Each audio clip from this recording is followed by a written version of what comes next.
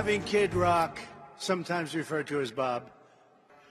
And today I'm honored to officially welcome another true American patriot, a 17-year veteran of the Hawaii Army National Guard, a 4-term Democrat congresswoman, very, very popular, the former vice chair of the National Democratic Party and a 2020 Democrat candidate for the United States presidency. You know, she was a very good candidate. Every time she ran, she was good. She did well. She decided to leave. She couldn't take it anymore, but she is very special. And I didn't know this, but she was a lieutenant colonel. That's not bad. Lieutenant colonel. Not bad. I didn't know that. You know, I just found out. I said, put it down. You got to put that down. That's bigger. That's better than all the other stuff I read. But no, she's a special person. She's got great common sense, great spirit. She loves our country, and she loves the people in this room. Tulsi Gabbard. Okay, Tulsi, please.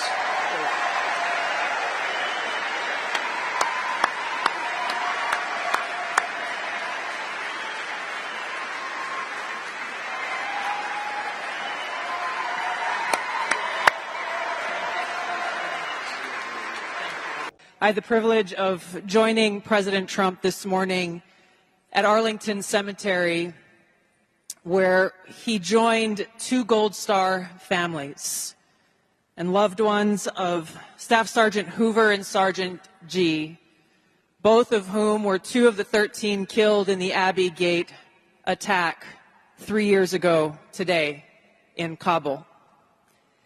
And I can tell you, as we were there, as he laid a wreath at the tomb of the unknown soldier, joining these Marines' loved ones, I felt the sorrow that he shared with them in their loss. I am proud to stand here before you today, whether you're a Democrat, a Republican, or an independent, if you love our country, as I do, if you cherish peace and freedom as we do, I invite you to join me in doing all that we can to save our country and elect President Donald J. Trump and send him back to the White House to do the tough work of saving our country and serving the people. Thank you very much. Thank you very much, Mr. President.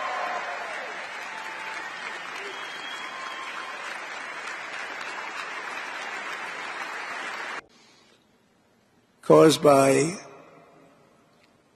Kamala Harris, Joe Biden, the humiliation in Afghanistan set off the collapse of American credibility and respect all around the world.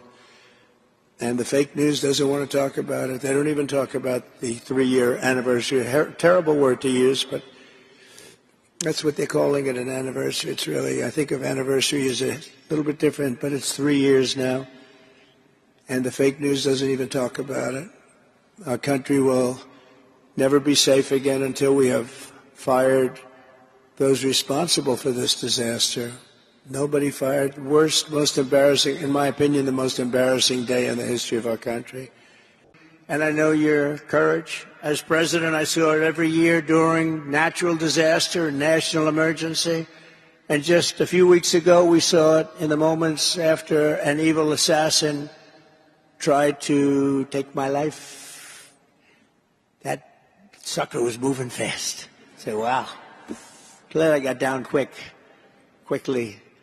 But it was quite a time. It was quite a thing. Who would think?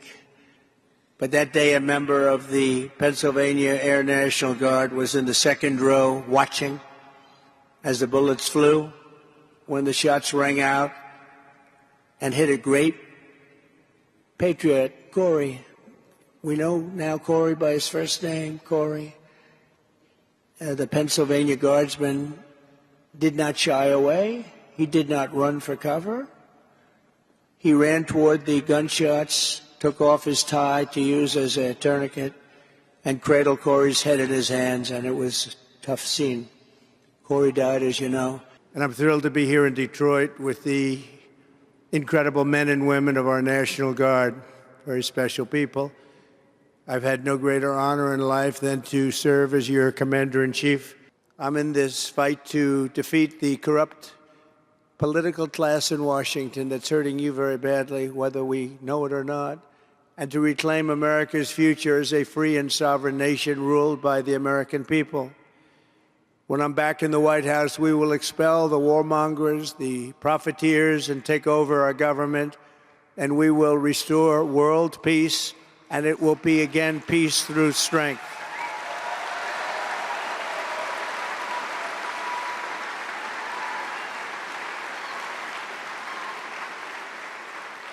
On day one, I will seal the border and I will stop the invasion of millions of people into our country.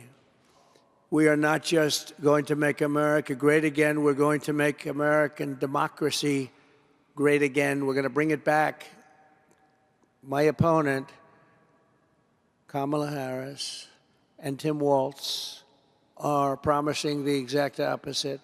They want endless war, open borders, voting rights, and free health care for illegal aliens, Soviet-style price controls, censorship, unlimited migration from terrorist hotspots, and unchecked power for the deep state. This fight is no longer between Democrats and Republicans. This is a fight between communism and freedom. It's a very serious fight. I mentioned the 45 soldiers that just were so badly hurt, obliterated.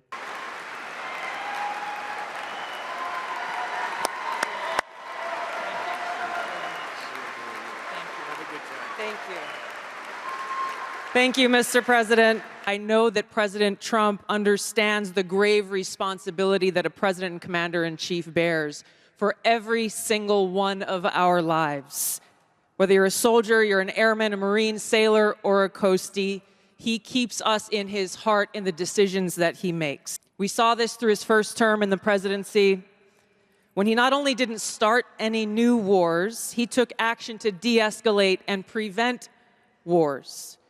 He exercised the courage that we expect from our commander-in-chief in exhausting all measures of diplomacy, having the courage to meet with adversaries, dictators, allies, and partners alike in the pursuit of peace, seeing war as a last resort. The truth is, as we head towards our decision as a country in November, the same cannot be said about Kamala Harris. In fact, the opposite is true, and we're living through this reality today as this administration. I am proud to stand here before you today, whether you're a Democrat, a Republican, or an independent.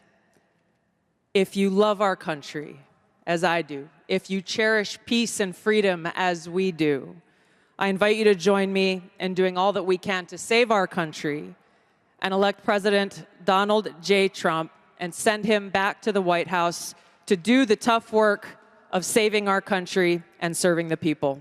Thank you very much. Thank you very much, Mr. President.